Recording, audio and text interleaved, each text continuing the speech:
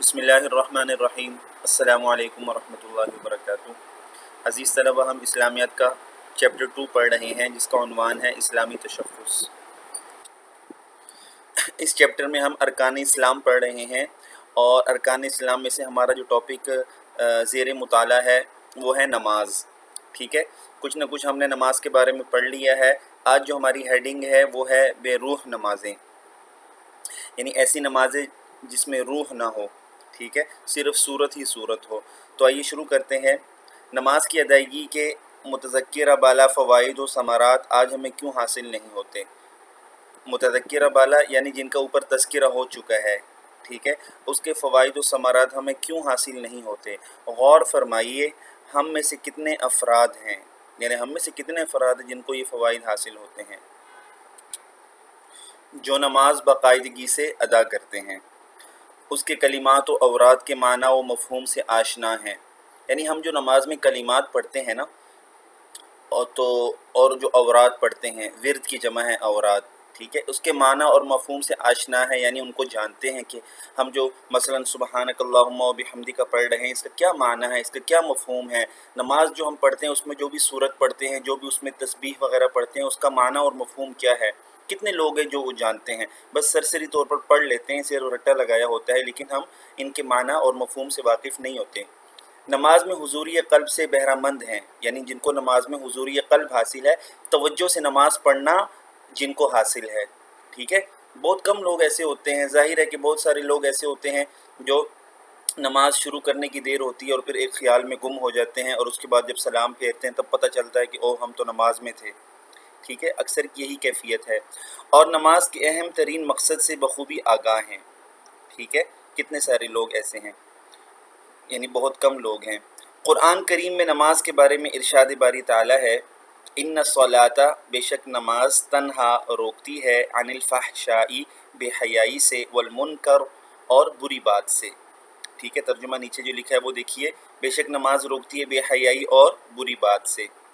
دراصل آج ہماری نمازیں بے حقیقت ہیں، یعنی نماز کی حقیقت ان میں نہیں پائی جاتی۔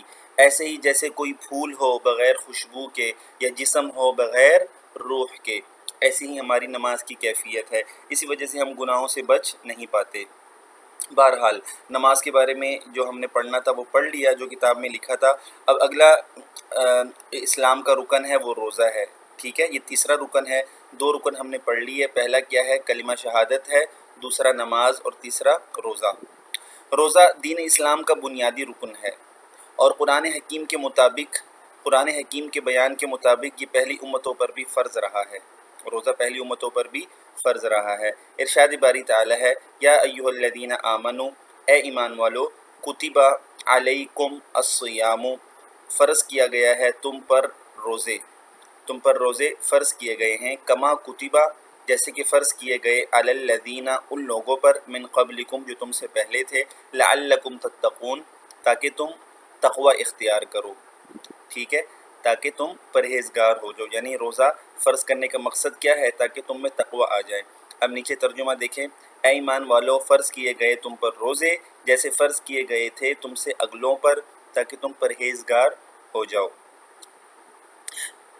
دیکھیے، بات یہ ہے کہ روزہ جو ہے نا، اس سے تقوی کا حصول بہت یقینی اور جلدی ہوتا ہے۔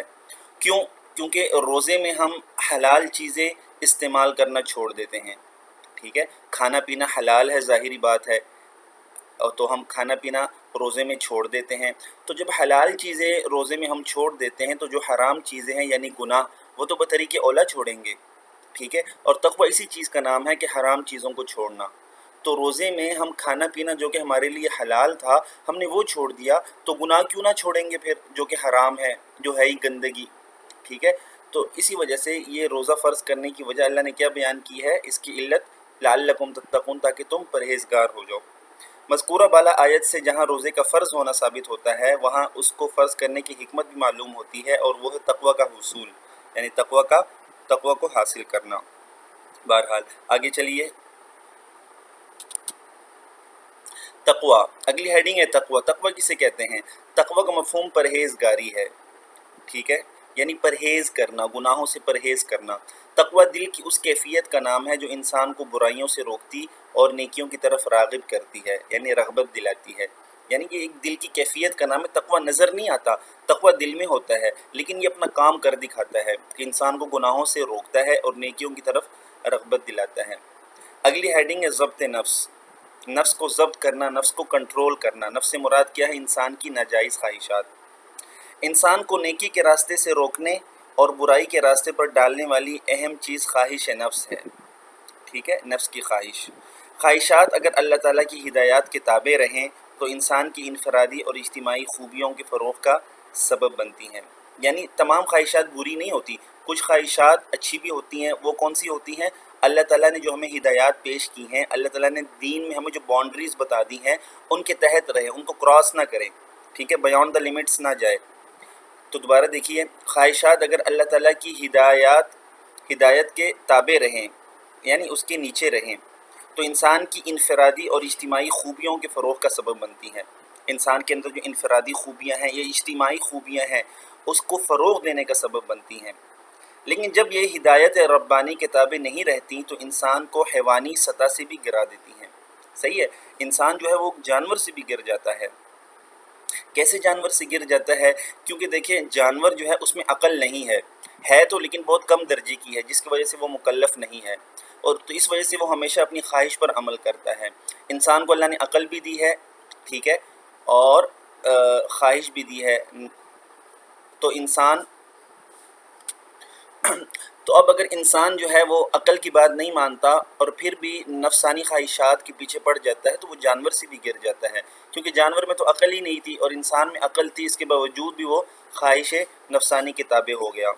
جی آگے دیکھیے، روزے کا اصل مقصد انسان کی خواہشات کو احکام الہی کے تابع کر کے اسے متقی بنانا ہے۔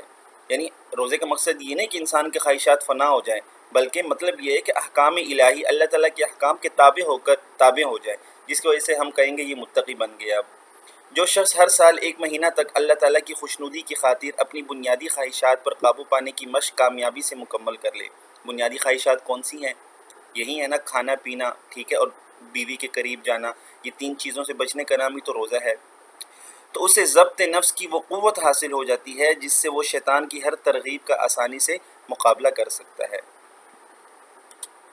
تو بہرحال بچوں، یہاں تک ہم نے پڑھ لیا ہے آج، امید ہے آپ کو سمجھ میں آ گئی ہوگی۔ انشاءاللہ یہاں سے ہم کنٹینیو کریں گے اگلے لیکچر میں، تب تک کے لیے اجازت دیجیے۔ السلام علیکم ورحمۃ اللہ۔